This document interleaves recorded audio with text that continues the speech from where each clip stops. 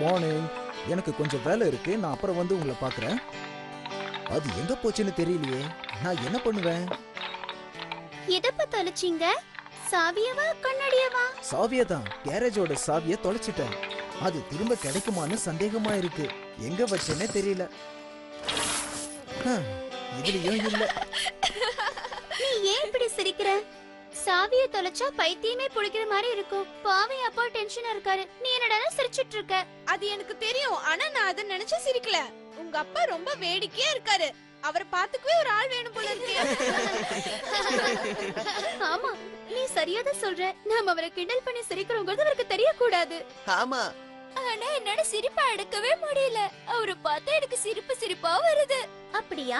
நான் உனக்கு ஒரு சோகமான அரசரை பத்தி சொல்றேன், அப்பதான் நீ சிரிக்கிறத நிறுத்துவ.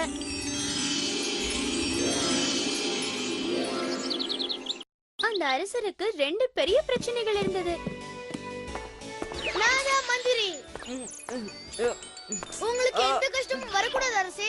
நீங்க எதுக்காக என்கிட்ட இப்படி பொய் சொல்றீங்க மந்திரி? ஏன்? எனக்கு இருக்கிறது ஒரே ஒரு பொண்ணு. அழகான மஞ்சள் வெயில் மாதிரி அமைதியான குணத்தோட இருக்கிற அவ ஏன் எப்பவுமே சோகமா இருக்கா? மத்தவங்க மாதிரி அவ சந்தோஷமாவே இல்ல. நீங்க சொல்றது உண்மைதான் அரசே. உங்க பொண்ணு தான் நம்மளோட ராஜ்யத்திலே ரொம்ப சோகமா சிரிக்காத பொண்ணு. ஆமா, ஆனா நான் என்ன பண்றது? அவளை யாராலையுமே சிரிக்க வைக்க முடியல. ஒரு சின்ன பொன் சிரிப்பை கூட அவ முகத்துல என்னால பார்க்க முடியல. நீங்க இப்படி கவலைப்படுறதை விட்டுட்டு உங்களோட 700 குதிரைகளை பத்தி யோசிச்சுட்டு இருங்க. இந்த மாதிரி ஒரு அற்புதமான பிரம்மாண்டமான குதிரை படையை எந்த அரசரும் வச்சதா நான் நினைக்கவே இல்ல. ஆமா, நீ சொல்றது உண்மைதான். என்கிட்ட நிறைய குதிரைங்க இருக்கு. எல்லாமே உயர் ரகத்தை சேர்ந்தது, நல்லாவும் பயன்படுது. ஆனா அந்த வெள்ளை குதிரைய அது என்னால ஓட்ட முடியலன்னு நினைச்சாதான் எனக்கு ரொம்ப வருத்தமா இருக்கு. அது ஒரு சாபக்கேடு அரசே. அந்த குதிரை பத்தி யோசிக்காம மிச்ச இருக்கிற குதிரை பத்தி யோசிங்க அரசே. அது உங்களுக்கு சந்தோஷமா இருக்கும். அது எப்படி முடியும்? என்கிட்ட இருக்க 700 குதிரையில அது ஒண்ணுதான் ரொம்ப அற்புதமான உயர் ரக குதிரை. ஆனா இந்த நேரத்துல அதுக்கு லாடம் கட்ட ஒரு நல்ல கொல்லம் கிடைக்க மாட்டேங்கிறானே. ஒரு குதிரைக்கு கூட லாடம் கட்ட முடியாதுன்னா அரசன்னு சொல்லிக்கவே வெக்கமா இருக்கு. எனக்கு வர ஆதரத்துக்கு என் தலை இந்த தூண்ல இடிச்சுக்கணும் போல தோணுது. அதெல்லாம் வேண்டாம் அரசே, என்கிட்ட வேற ஐடியா இருக்கு. ஆஹா, நல்ல யோசனை. நாளைக்கு முதல் வேலையா அந்த நகர் பூரா தண்டோரா போட்டு அறிவிச்சிருங்க, புரியுதா? இந்த செய்தி நீ மூலமுடுக்கெல்லாம் பரப்பணும். உங்களால போக முடிஞ்ச கிராமங்களுக்கும் போக முடியாத கிராமங்களுக்கும் கூட இந்த செய்தியை எப்படியாவது அறிவிச்சிருங்க.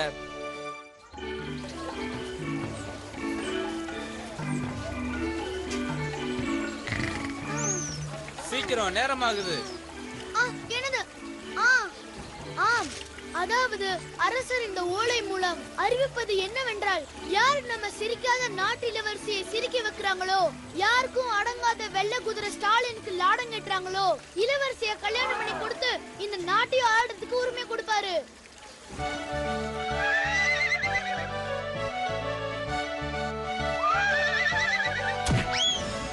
就是最后一个吗？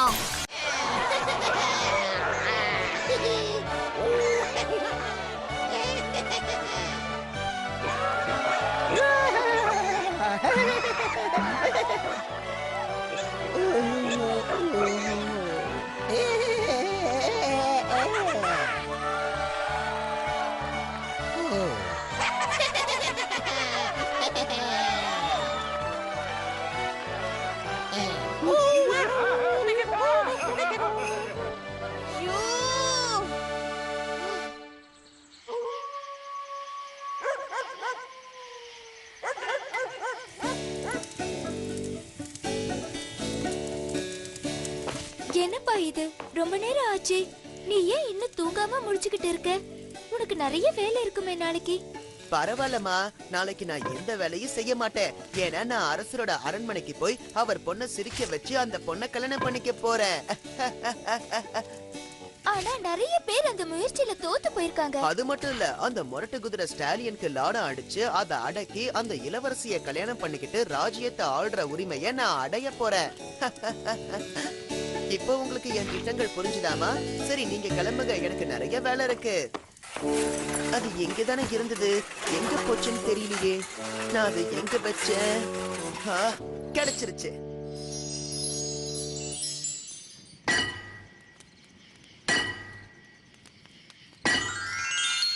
எல்லாம் தயாராயிடுச்சு. தங்கமும் வெள்ளியும் மின்னுது. என் திட்டம் நிச்சயமா வெற்றி அடையும்.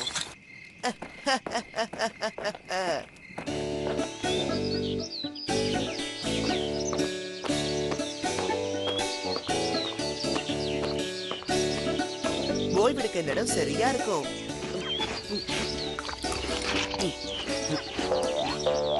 உங்களுக்கு இனியதான் அமையிட்ட எங்க போறீங்க கொல்லரே? உங்களுக்கு இந்த நாள் இனிய நாளா அமையட்டும். நான் ராஜாவோட அரண்மனைக்கு போய் இளவரசிய கல்யாணம் பண்ணிக்க போறேன். உங்களுக்கு ஏதாவது உதவி செய்யணுமா? என்ன உன் கூட கூட்டிட்டு போறியா? நீ அந்த அழுமூஞ்சி இளவரசிய சிரிக்க வைக்கிறதையும் அந்த முரட்டு குதிரைக்கு லாடம் கட்டுறதையும் நான் நேர்ல பார்க்க விரும்புறேன். நீ என்ன சொல்ற? கூட்டிட்டு போறேனே. உண்மையை சொல்லணும்னா நீங்க எனக்கு துணையா வர்றது சந்தோஷம்.